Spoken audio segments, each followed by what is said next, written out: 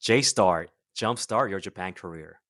In language school and you're talking to a bunch of foreigners all day, that's BS So to you me. went from 0 to N1 in just 2 years by staying in Tokushima.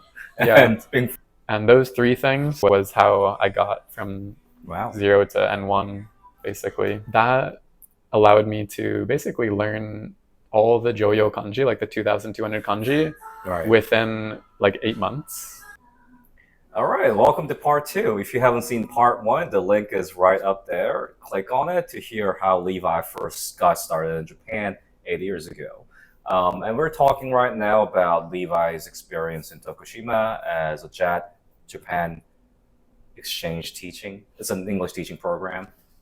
And I'm Kelvin. I'm former talent acquisition head of Walt Disney Company Japan, former Amazon Japan HR, and I currently teach early career professionals how to land their first job in Japan.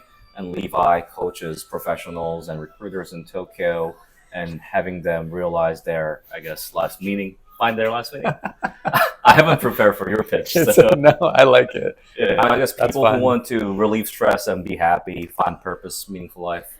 Yeah, I guess, basically. Yep, those people out there reach out to them from the comments. So you're telling me about the whole how much you love JAT. Would you say because you were in the countryside, did that give you an opportunity to culturally fully immerse yourself and improve your Japanese? How would you say your Japanese was, say, before Japan and after Tokushima? Tokushima, you were there for how long? 2 years. 2 years, yeah. Before JET, I had learned some Shimoneta in Sophia and basically knew no kanji, like zero. Oh, really? I would say like maybe under 20. I was in Japanese class for a year and a half in Boston College, but I did not apply myself, especially the kanji. Like I could not do it. So I got to Tokushima and I was like, I remember my first day, I get there, they're like, okay, here's your car. I get in the car, you're on the other side of the road. But that didn't matter actually, because the road was so narrow on this mountain pass that there was only one lane anyway. So you basically are just driving up, kind of getting on the side. I get there, I roll down my window like, hey, I'm new here. I didn't understand a word anyone said to me. Not a word. We're not trying to like make it easy on me because they don't really see a lot of foreigners. They had a really strong accent and it was nothing that I had learned in school. So I was basically starting from zero in my mind.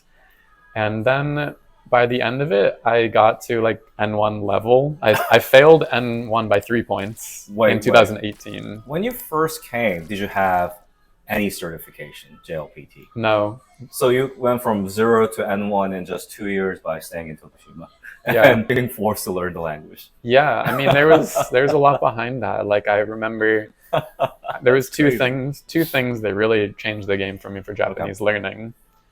And I would say, the first one was I got this book called Remembering the Kanji. Have you heard of it? No. By James Heisig. No. That allowed me to basically learn all the Joyo kanji, like the 2,200 kanji, within like 8 months or so. Yep. So usually like a lot of people don't even get the 2,200 after 10 years. Sure. Makes sense. But that was pretty cool. So get that book, Remembering the Kanji. And I just studied that. I made flashcards. This is what really helped me. I'll let you finish ordering. Yeah, I'm actually ordering my beer. This is how you're supposed to order here. Yeah. So, two other things that helped me. One is every time I heard a word that I didn't know, I would write it into my flashcard app, or my dictionary app, and I would make it into a flashcard. So there's like digital, app. It's called Japanese, and then I would just study those every time I'm like on the toilet or like about to go to sleep. Last thing is I would have my grammar books and I would go through the sections for grammar and I would make my sample sentences and then I would ask the teachers, is this grammatically correct? And those three things, just putting yourself out there and making a ton of mistakes and getting like grinding on it was how I got from 0 to N1 basically. and it was way faster than any of the other people I could see on Jet. I mean, like, this is like a bit of a surprise. Like, I've never heard of anyone going from 0 to hero like that. Like, wow. I mean, I failed N1. I didn't get it by 3 points. I did pass it again in 2023, yet last year, luckily. Yeah. But I failed it at the time, so I wasn't a hero. And I did have a background a little bit, learning in college for a year and a half. So that helped me for sure. But would you recommend that as a way to learn the language versus someone who's, say, going to Japanese school, language school here, or putting themselves in an environment where they're forced to learn the language to survive? I mean, easily forcing yourself to do something is the better way to do it. In my view, like, you got to jump in head first and you got to do it. If you're in language school and you're talking to a bunch of foreigners all day and that's who you're talking Japanese with, like, that's BS to me. And that seems like not the best way to do it, but there are probably some really good language schools out there. So like, I don't think I would discourage language school. There was nothing by me in Tokushima. That was my language school. So there you go. That was my only option.